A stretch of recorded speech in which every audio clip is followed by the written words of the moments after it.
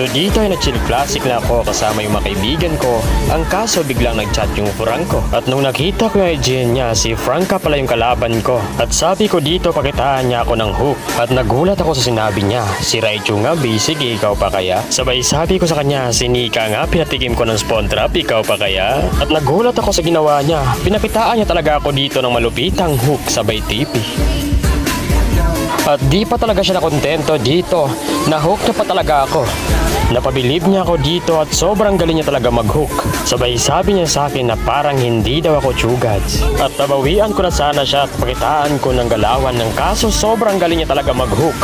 Sabay sabi ng Franca freestyle. At dito gustong gusto ko na talaga siyang bawian ng kaso sobrang galing talaga niya mag-hook. Ang lala mo, Franca.